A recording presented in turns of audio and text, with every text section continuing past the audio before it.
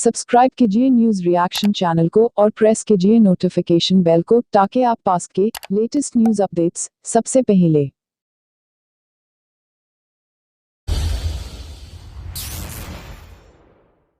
इसका मतलब जो मुसलमान आज कोरोना पॉजिटिव हो रहा है, ठीक होने के बाद उसका खून किसी हिंदू के लिए इस्तेमाल हो सकता है।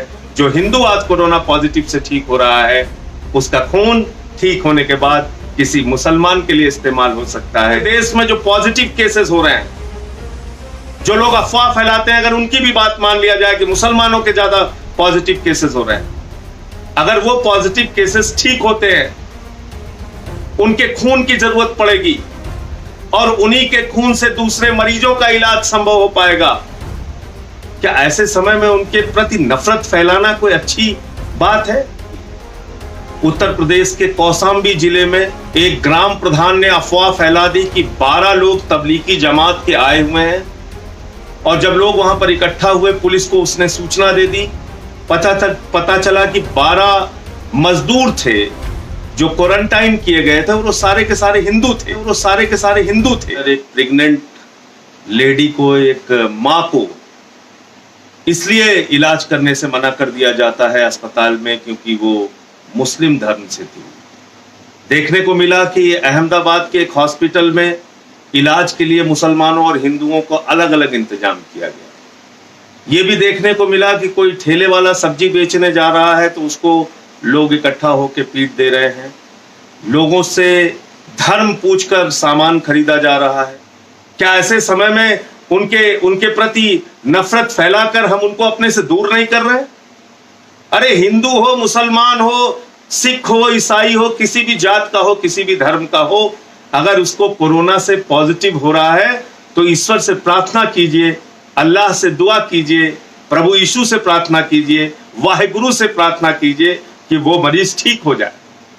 अगर वो मरीज ठीक हो सकता है, अगर वो मरीज इलाज के जरिए ठीक होगा, तो कहीं ना कहीं उसके ब्लड का उपयोग, उसके खून का उपयोग किसी दूसरे गंभीर मरीज के इलाज में किया जा सकता है, प्लाज्मा थेरेपी के माध्यम से, प्लाज्मा थेरेपी के जरिए।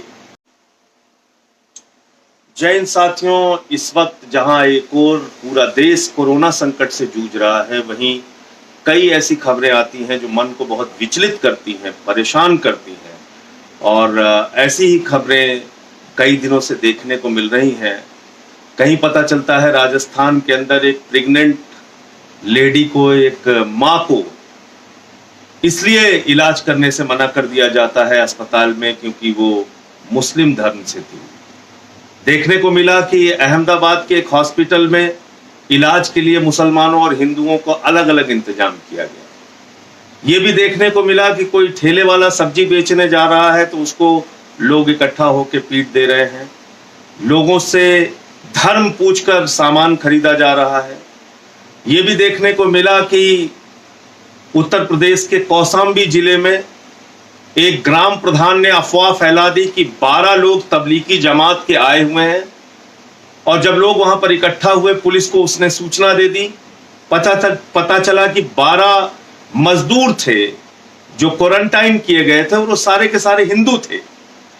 ऐसे समय में जब कोरोना से पूरा देश जूझ रहा है, लड़ रहा है, सारी सरकारें दिन रात चिंतित हैं, लोग अलग अलग धार्मिक संस्थान, राजनीतिक पार्टियां, सामाजिक संस्थाएं, व्यक्तिगत तौर पे बहुत सारे लोगों की मदद करने में जुटे हैं। ये भी खबरें देखने को मिलती हैं कि कभी मुरादाबाद में डॉक्टरों पे हमला हो जाता है, कभी इंदौर में डॉक्टरों पे हमला हो जाता है, कभी पंजाब के अंदर एक पुलिस अधिकारी का हाथ काट लिया जाता है। ये भी खबरें देखने को मिलती हैं कि कुछ लोग ऐसे समय में पुलिस का उत्साहवर्धन करने के लिए फूल की वर्षा करते हैं उनके ऊपर। तो नफरत की भी खबरें, मोहब्बत की भी खबरें, मदद की भी खबरें, दुर्भावना की भी खबरें, ये तमाम सब कुछ देखने को मिल रहा है। लेकिन मैं आपसे सिर्फ इतना कहना चाहता हूं कि अगर इस बीमारी से हम लोग जीत सकते हैं, अगर हम इस बीमारी को हरा सकते हैं, तो सिर्फ और सिर्फ अपनी एकता के दम पर, सिर्फ और सिर्फ 130 करोड़ हिंदुस्तानियों के संकल्प से, एक साथ आकर, एक साथ मिलकर, एक दूसरे की मदद करके हम इस बीमारी से लड़ सकते हैं और इसको हरा सकते हैं।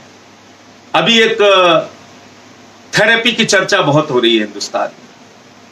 एक तरफ तो खबर चल रही है कि मुसलमान यहां पर इन्होंने फैला दिया,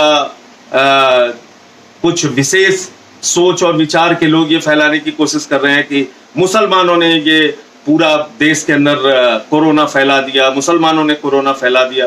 लेकिन इस बीच कुछ खबरें ऐसी भी आती हैं जिससे हमको सबक लेने की और सीख लेने की जरूरत है। एक खबर आई कि प्लाज्मा थेरेपी के जरिए कोरोना के गंभीर मरीजों का इलाज संभव है। प्लाज्मा थेरेपी के जरिए जो मरीज वेंटिलेटर पे हैं, जो जीवन मौत से जूझ रहे हैं, उनका इलाज संभव है। और दिल्ली के मैक्स हेल्थ क्लिनिक में, मैक्स हेल्थ केयर में, वहां के डॉक्टर हैं सुधी बुधिराजा, उन्होंने इस थेरेपी से एक मरीज का इलाज शुरू किया। मैं वो थोड़ा आपके बीच में पढ़ के सुना देना चाहता हूं। ये मैक्स हेल्थ केयर है, इसके क्लिनिकल डायरेक्टर हैं सुदीप बुधिराजा, डॉक्टर सुदीप बुधिराजा। इन्होंने प्लाज्मा थेरेपी का इस्तेमाल करके एक मरीज का इलाज शुरू किया और उसकी हालत में काफी हद तक सुधार हुआ है। और डॉक्टर साहब का कहना है कि वो मरीज जल्द ही वेंटिलेटर से हटा लिया जाएगा। 1-2 दिन के अंदर अब उसको वेंटिलेटर की जरूरत नहीं पड़ेगी। उसके स्वास्थ्य में इतनी तेजी के साथ सुधार हो रहा है। लेकिन ये प्लाज्मा थेरेपी है क्या?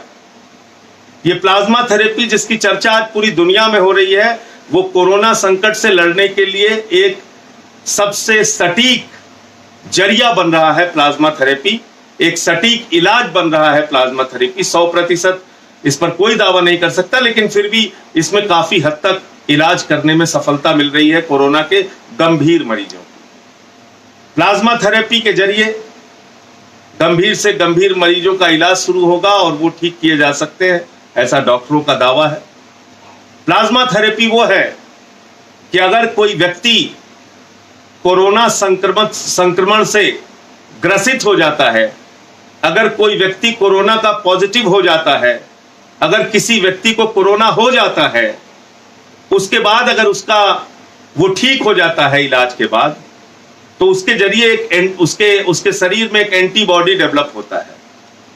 उसके शरीर के अंदर एक एंटीबॉडी डेवलप होता है और अगर कोरोना से संक्रमित व्यक्ति जो ठीक हो चुका है, उसका ब्लड निकालकर किसी गंभीर मरीज को उसका प्लाज्मा चढ़ाया जाए, उसका प्लाज्मा ट्रांसफर किया जाए, तो वो मरीज ठीक हो सकता है। यानी आप समझ गए, अगर कोई कोरोना पॉजिटिव का केस है, वो ठीक हो चुका है, तो उसके शरीर का ब्लड लेके उससे प्लाज्मा निकालकर अगर किसी गंभीर कोरोना के मरीज को ट्रांसफर किया जाता है, तो वो ठीक हो सकता है, उसका इलाज संभव है, उसके स्वास्थ्य में तेजी से बदलाव आ सकता है। ये अब तक के मेडिकल साइंस के जरिए ये बातें निकल कर आई। तो आप कल्पना कीजिए कि पूरे देश में जो पॉजिटिव केसेस हो रहे हैं, जो लोग अफवाह फैलाते हैं, अगर उनकी भी बात मान लिया जाए कि मुसलमानों के ज्यादा पॉजिटिव केसेस हो रहे हैं, अगर वो पॉजिटिव केसेस ठीक होते हैं, उनके खून की जरूरत पड़ेगी और उन्हीं के खून से दूसरे मरीजों का इलाज संभव हो पाएगा। क्या ऐसे समय में उनके प्रति नफरत फैलाना कोई अच्छी बात है? क्या ऐसे समय में उनके प्रति नफरत फैलाकर हम उनको अपने से दूर नहीं कर रहे? अरे हिंदू हो, मुसलमान हो, सिख हो, ईसाई हो, किसी भी जात का हो, किसी भी धर्म का हो, अगर उसको कोरोना से पॉजिटिव हो रहा है, तो ईश्वर से प्रार्थना कीजिए, अल्लाह से दुआ कीजिए, प्रभु यीशु से प्रार्थना कीजिए, वाहिगुरु से प्रार्थना कीजिए कि वो मरीज ठीक हो जाए। अगर वो मरीज ठीक हो सकता है, अगर वो मरीज इलाज के जरिए ठीक होगा, तो कहीं ना कहीं उसके ब्लड का उपयोग, उसके खून का उपयोग किसी दूसरे गंभीर मरीज के इलाज में किया जा सकता है, प्लाज्मा थेरेपी के माध्यम से, प्लाज्मा थेरेपी के जरिए। इसका मतलब जो मुसलमान आज कोरोना पॉजिटिव हो रहा है, ठीक होने के बाद उसका खून किसी हिंदू के लिए इस्तेमाल हो सकता है। जो हिंदू आज कोरोना पॉजिटिव से ठीक हो रहा है, उसका खून ठीक होने के बाद किसी मुसलमान के लिए इस्तेमाल हो सकता है, भाईचारे और गंगा जमनी तहजीब, हमारी एकता का ये सबसे बड़ा उदाहरण होगा। इसलिए साथियों और दोस्तों, आप लोगों से निवेदन है, ये काम बंद कीजिए और ऐसा करने वाले हर व्यक्ति का खुलकर विरोध कीजिए जो किसी ठेले वाले को, किसी सब्जी वाले को, किसी सामान बेचने वाले को, किसी छोटी मोटी दुकान करने वाले मुसलमान को ये कहकर परेशान करते हैं और उसका सामान फेंक देते हैं या उसके यहां से खरीदारी करना बंद कर देते हैं क्योंकि वो मुसलमान है। या फिर उन लोगों के भी विरोध में अपने स्वर बुलंद कीजिए जो लोग धर्म देखकर इलाज करते हैं, ये जानने के बाद कि ये मुसलमान है उसका इलाज करने से अपना हाथ पीछे खींचते हैं। ये हमारी संस्कृति नहीं है, ये हमारी सभ्यता नहीं है, ये हिंदुस्तान की पहचान नहीं है। हम कहते हैं, अरविंद केजरीवाल जी हमेशा एक गीत गाते हैं, इंसान का इंसान से हो भाईचारा, यही पैगाम हमारा। हिंदुस्तान की गंगा जमनी तहजीब की यही पहचान है, हमारी एकता, हमारे भाईचारे की यही पहचान है। हिंदू धर्म जो वसुधैव कुटुंबकम की बात कहता है पूरा विश्व हमारा परिवार है, ये हमारे हिंदू धर्म की भी पहचान है। हम सबको अपने परिवार का एक सदस्य मानते हैं। तो इसलिए साथियों, आज इस कोरोना संकट के समय में एक दूसरे की मदद करने के बारे में सोचिए, इंसानियत और भाईचारे के बारे में सोचिए, नफरत को हराइए, मोहब्बत को जिताइए। जय हिंद। सब्सक्राइब कीजिए न्यूज रिएक्शन चैनल को और प्रेस कीजिए नोटिफिकेशन बेल को ताकि आप पास के लेटेस्ट न्यूज अपडेट्स सबसे पहले